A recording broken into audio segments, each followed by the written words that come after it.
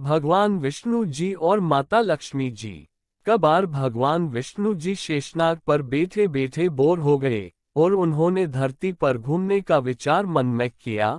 वैसे भी कई साल बीत गए थे धरती पर आए और वह अपनी यात्रा की तैयारी में लग गए। स्वामी को तैयार होता देखकर लक्ष्मी माँ ने पूछा, आज सुबह सुबह कहाँ जाने की तैयारी हो रही है? विष्णु जी ने कहा, है लक्ष्मी, मैं धरती लोक पर घूमने जा रहा हूँ। तो कुछ सोचकर लक्ष्मी माँ ने कहा, हे देव, क्या मैं भी आपके साथ चल सकती हूँ? भगवान विष्णु ने 2 पल सोचा, फिर कहा, एक शर्त पर, तुम मेरे साथ चल सकती हो। तुम धरती पर पहुंचकर उत्तर दिशा की ओर बिल्कुल मत देखना। इसके साथ ही माता लक्ष्मी ने हाँ कह के अपनी मनवा ली। और सुबह सुबह माँ लक्ष्मी और भगवान विष्णु धरती पर पहुंच गए। अभी सूर्य देवता निकल रहे थे।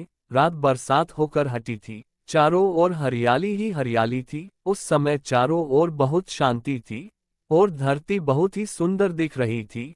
और माँ लक्ष्मी मंत्रमुग्ध होकर धरती को देख रही थी और भूल गई कि पति को क्या वचन देकर आई है। और चारों ओर देखती हुई कब उत्तर दिशा की ओर देखने लगी पता ही नहीं चला। उत्तर दिशा में माँ लक्ष्मी को एक बहुत ही सुंदर बगीचा नजर आया और उस तरफ से भीनी भीनी खुशबू आ रही थी और बहुत ही सुंदर सुंदर फूल खिले थे। यह एक फूलों का खेत था और माँ लक्ष्मी बिना सोचे समझे उस खेत में गई और एक सुंदर सा फूल तोड़ लाए। लेकिन ये क्या, जब माँ लक्ष्मी भगवान विष्णु के पास वापस आई तो भगवान विष्णु की आंखों में आंसू थे और भगवान विष्णु ने माँ लक्ष्मी को कहा कि कभी भी किसी से बिना पूछे उसका कुछ भी नहीं लेना चाहिए और साथ ही अपना वचन भी याद दिलाया।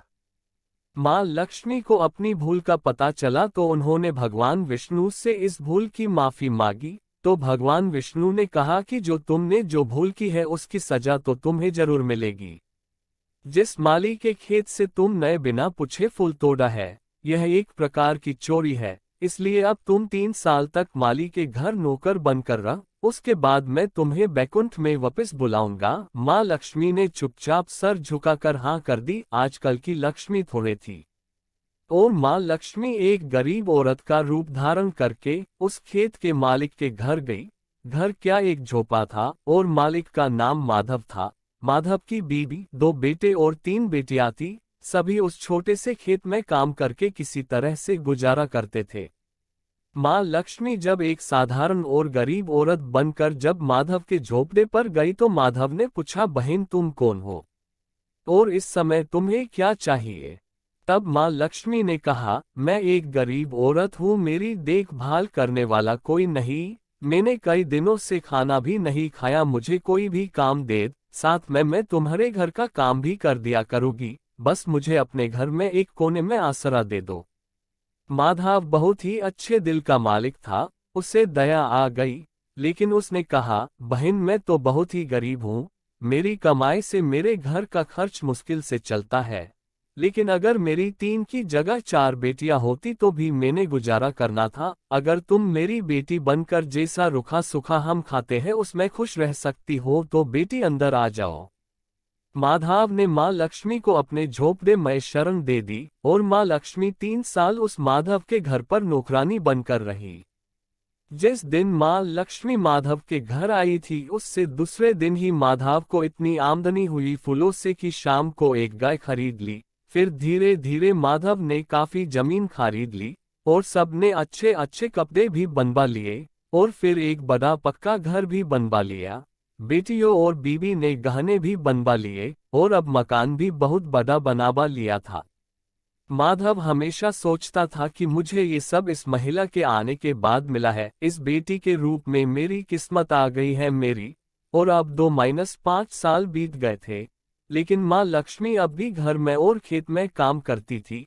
एक दिन माधव जब अपने खेतों से काम खत्म करके घर आया तो उसने अपने घर के सामने द्वार पर एक देवी स्वरूप गहनों से लदी एक औरत को देखा। ध्यान से देखकर पहचान गया, अरे ये तो मेरी मुंह बोली चौथी बेटी यानी वही औरत है, और पहचान गया कि यह तो माँ लक्ष्मी है। अब तक माधव का पूरा परिवार बाहर आ गया था और सब हैरान होकर माँ लक्ष्मी को देख रहे थे। माधव बोला है, माँ हमें माफ कर, हमने तेरे से अनजाने में ही घर और खेत में काम करवाया। है माँ, ये कैसा अपराध हो गया है माँ, हम सबको माफ कर दे। अब माँ लक्ष्मी मुस्कुराई और बोली, है माधव, तुम बहुत ही अच्छे और दयालु व्यक्ति हो। तुमने मुझे अपनी बेटी की तरह से रखा, अपने परिवार के सदस्य की तरह से। इसके बदले मैं तुम्हें वरदान देती हूँ कि तुम्हारे पास कभी भी खुशियों की और धन की कमी नहीं रहेगी। तुम्हें सारे सुख मिलेंगे जिसके तुम हकदार हो। और फिर माँ अपने स्वामी के दोबारा भेजे रथ में बैठकर बैकुंठ चली गई।